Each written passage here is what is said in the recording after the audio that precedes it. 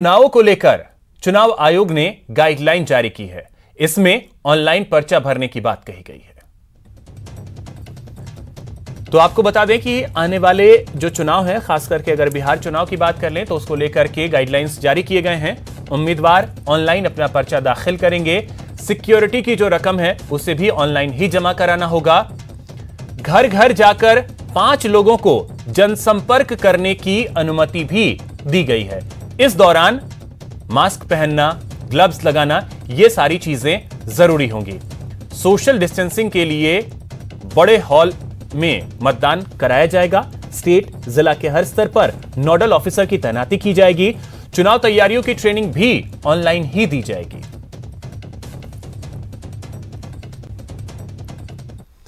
सोमवार को भी विधानसभा में कार्यवाही होगी।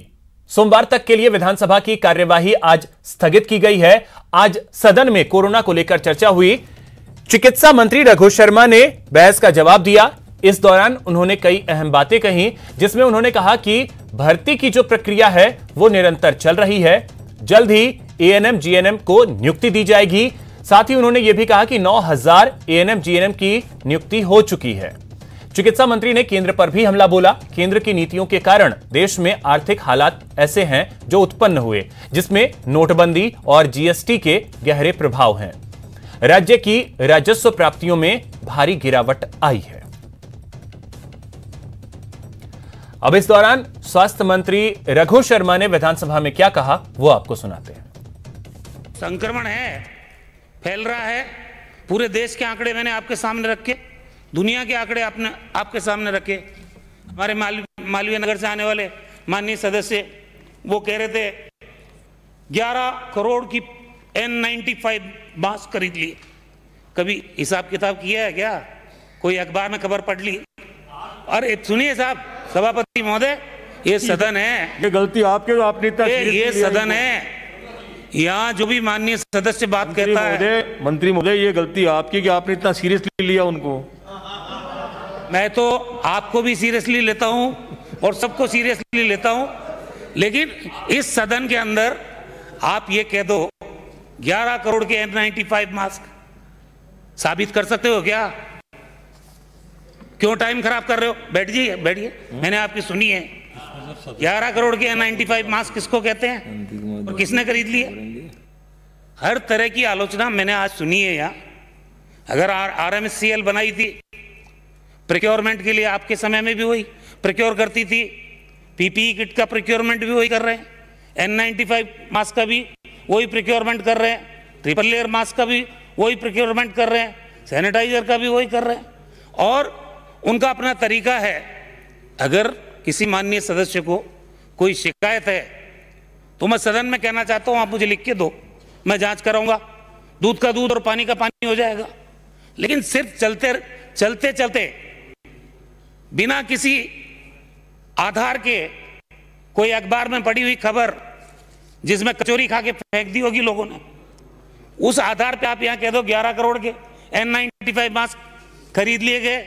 अभी कटारिया जी ने कहा 1 लाख N95 मास्क, वो तो वहां से भेजे दिल्ली से, और 11। वहीं आज सदन में कोरोना पर चर्चा हुई, जहां सत्ता पक्ष के साथ साथ विपक्ष ने अपनी बात रखी। इस दौरान विपक्ष में बैठे बीजेपी नेताओं ने कोरोना को लेकर सरकार को नसीहत भी दी। मुस्कुरा रहे हैं और मैं याद दिलाना चाह रहा हूं कि बेवफा, तेरा मुस्कुराना भूल जाने के काबिल नहीं। क्योंकि जब जब कोरोना की याद आएगी तो मांगनियार गायकों का यह गाना जरूर याद आएगा और राजस्थान की सरकार भी याद आएगी। ये प्रदेश की चिंता और उस पर केंद्र पर तोहमत, मुझे लगता है इससे ऊपर उठ के देखने की जरूरत है। लेकिन भारत की आबादी 135 करोड़ है। अभी जो मौत के आंकड़े, संक्रमण के आंकड़े देश के गिनाए, मेरे प्रबुद्ध मित्रों को याद होना चाहिए कि यूरोप की, अमेरिका की, ब्राजील की, जिसका उल्लेख हुआ, 44 देशों की आबादी, इन सारे देशों की आबादी भारत की आबादी के बराबर है। इसलिए आप उसकी कल्पना कैसे करेंगे ब्राजील से, अमेरिका से, इंग्लैंड से या दूसरे देशों से। इसलिए मैं कहना चाह रहा हूं कि इस पूरी आपदा के दौरान इतनी चुनौतियों के बावजूद भारत यदि विश्व स्वास्थ्य संगठन का कार्यकारी अध्यक्ष बना है तो अपनी उस खूबियों के कारण बना, उन चुनौतियों से निपटने के कारण बना है। समय ये इतना भयानक नहीं है, लेकिन इस बीमारी के कारण से जो मानसिक तनाव है, इस तनाव से मुक्ति के लिए हम सब लोग अगर इसको व्यवस्था को सुधारने का काम कर दें, उसका ये हिम्मत बढ़ा दें कि ये बीमारी आएगी चली जाएगी, कोई चिंता करने की जरूरत नहीं है। मैंने जो कुछ भी देखा 10 अगस्त से लेकर 18 अगस्त के आंकड़ों को जो मैंने कंपेयर किया, तो हमारी इस 10 तारीख से लेकर 18 तारीख का एवरेज जो हमारी टेस्ट है वो 28,000 पे ही है। कृपा करके देखिए कि जहां हमारी कैपेसिटी है, क्या वहां हमारी जांच कैपेसिटी के अनुसार हो रही है या उसमें कोई कमी खामी है। राजस्थान की आबादी से 1.5 गुना 2 गुना स्क्रीनिंग करने का दावा किया। सभापति महोदय, मैं जयपुर के 12 अगस्त के आंकड़े देख रहा था। जयपुर की आबादी 2011 के अंदर 22 लाख और 12 अगस्त तक इन्होंने 5,22,06,053 लोगों की स्क्रीनिंग कर दी बिना थर्मल गन के। क्वारंटाइन सेंटर को यातना गृह के रूप में लोग देख रहे हैं। कितनी जगह आपके यहाँ क्वारंटाइन सेंटर से लोग भागे? धौलपुर में तो दीवार तोड़कर भाग गए। गांव के अंदर आप मालूम कर ले मंत्री महोदय, गांव में कितने सैंपल लिए जाते हैं। गांव की चौपाल में श्रीमान तो गांव की संस्कृति को जानते हैं, वहां कभी रैंडम सैंपलिंग नहीं। आज कोरोना निकलकर कम्युनिटी स्प्रेड की ओर बढ़ गया है। 66,000 से ज्यादा लोग हो गए। और मैं जिम्मेवारी से कह रहा हूं, आज सभापति महोदय 16-15,000 से ज्यादा ऐसे लोग हैं जिनका मालूम नहीं कि कहां से संक्रमित होकर आए, सोर्स मालूम नहीं है। विधानसभा में सीएजी ने अपनी रिपोर्ट पेश कर दी है, जिसमें सरकारी महकमों की लापरवाही के साथ बड़े पैमाने पर गड़बड़ियों का खुलासा हुआ है। देखिए रिपोर्ट। कई योजनाओं में हुआ बड़ा खेल, करोड़ों का हो गया हेरफेर। कागज पर कवायद, धरातल पर फेल। सीएजी की रिपोर्ट ने खोल दी पोल। जन कल्याण के लिए चलाई जा रही सरकार की कई योजनाएं धरातल पर फेल क्यों हो जाती हैं, ये जानना हो तो सीएजी की हालिया रिपोर्ट देखिए। जी हां, प्रदेश में सरकारी खजाने से जनता के लिए चलाई जा रही योजनाओं में बड़े पैमाने पर घपले उजागर हो रहे हैं। सीएजी रिपोर्ट के मुताबिक जलदाय विभाग के कई अफसरों ने ही पाइप खरीदी में बड़े घोटाले को अंजाम दिया। पाइप खरीदी में बड़ा घोटाला। अफसरों ने ठेकेदारों को गलत तरीके से पहुंचाया फायदा, जिससे सरकारी खजाने को करोड़ों की चपत लगी। रिपोर्ट ने करीब 11 करोड़ रुपए के करप्शन का खुलासा किया है। सीएजी रिपोर्ट में चिकित्सा, शिक्षा और स्वास्थ्य विभाग की गड़बड़ियों का भी खुलासा हुआ है। कैग रिपोर्ट में कोटा मेडिकल कॉलेज प्रशासन की बड़ी लापरवाही उजागर हुई है। कॉलेज प्रशासन ने जमीन किराए पर दी। किराएदार ने जमीन से करोड़ों रुपए का फायदा लिया, पर कॉलेज प्रशासन जमीन का 23.33 करोड़ रुपए का किराया वसूल नहीं कर पाया। 20 करोड़ रुपए खर्च करने के 11 साल बाद भी सुपर स्पेशलिटी हॉस्पिटल का सपना साकार नहीं हुआ। कैग की रिपोर्ट में इस बात पर चिंता जताई गई है, चंद अफसरों की वजह से जनता को सरकार के जन कल्याणकारी कार्यों का परिणाम नहीं मिल रहा। कई योजनाओं के अधूरे रहने से न सरकार को फायदा हो रहा है और न ही जनता को। न्यूज़ 18 राजस्थान के लिए जयपुर से राकेश शर्मा की रिपोर्ट। यहां रुकेंगे एक छोटे से ब्रेक के लिए। ब्रेक के बाद आपको दिखाएंगे जब भालू से हुआ सामना।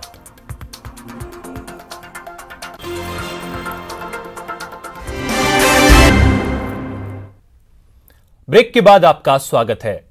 एक बार फिर इंसान और जानवर की भिड़ंत हुई। मामला ओडिशा का है, जहां एक भालू शहर में घुस आया।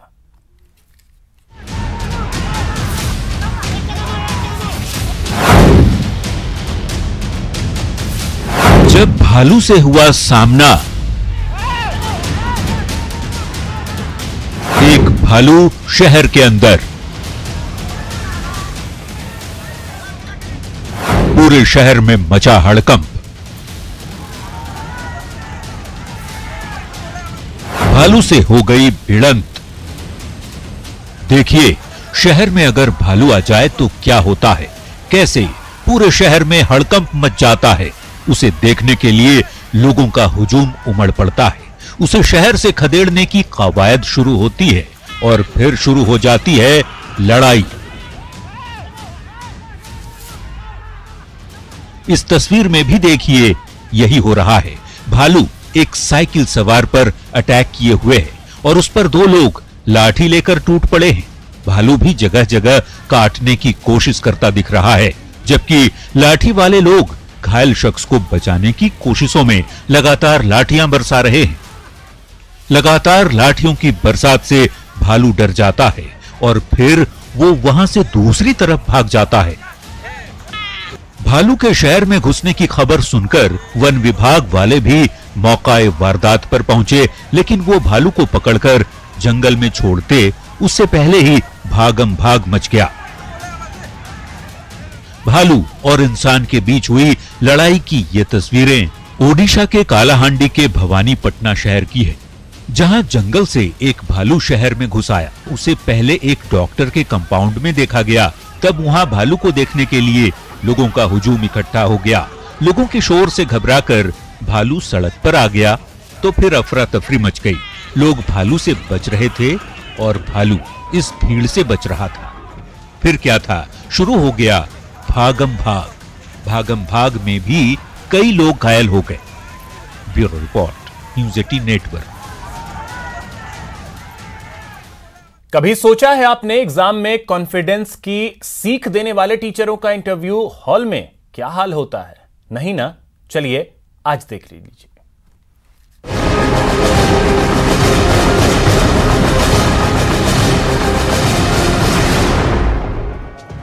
कांपते हाथ और जुबान से बामुश्किल फूटते बोल, यही होता है एग्जामिनेशन फीवर जनाब, जिससे अच्छों के होश फाख्ता हो जाते हैं, उनके भी जिनके बच्चे खौफ खाते हैं। जी हाँ, सरकार के अंग्रेजी माध्यम के स्कूल में शिक्षक बनना है तो पहले परीक्षा पास कीजिए। सवाल भी बड़े अजब गजब, इतने की माथा चकरा जाए, तभी छात्रों के सामने बेखौफ होकर ज्ञान बखाने वाले कई गुरुजी इंटरव्यू फेस करने के बाद मुंह लटकाए बाहर आए। इसीलिए कि अभी कोई परीक्षा लगती है तो थोड़ा कॉन्फिडेंस की कमी हो जाती है व्यक्ति में।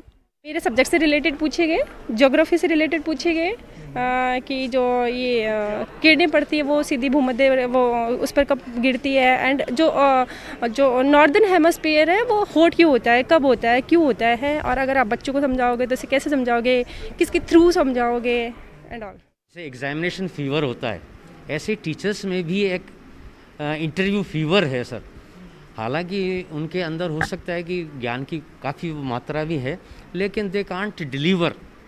कारण वही है कि इंटरव्यू बोर्ड को फेस करना, जिसमें अधिकारी बैठे हैं। सीएम गहलोत के dream project Mahatma Gandhi school के लिए सरकार को काबिल शिक्षकों की तलाश है, इसलिए ठोक बजाकर शिक्षक लिए जा रहे हैं। बहुत शानदार टीचर जो इस मुहिम में सफलतापूर्वक इसको आगे ले जाएं, ऐसे टीचर्स का सिलेक्शन हमें करना है। हमारे पास दावेदार बहुत संख्या में आ रहे हैं, इसलिए हमारी कोशिश ये है कि best of the best selection हम करें। गहलोत सरकार इन स्कूलों के जरिए तालीम में गरीब अमीर के फासले को खत्म करना चाहती है, इसलिए ज्ञानी गुरुओं की तलाश में साक्षात्कार का ये दौर प्रदेश भर में चर्चा का विषय बना हुआ है। महात्मा गांधी स्कूलों के लिए हो रहे इंटरव्यू में बेस्ट गुरुजी की तलाश जारी है। 30% गुरुजी ज्ञान में फिसड्डी निकल रहे हैं, लेकिन बाकी के 70% का ज्ञान देखकर इंटरव्यू पैनल चकित है।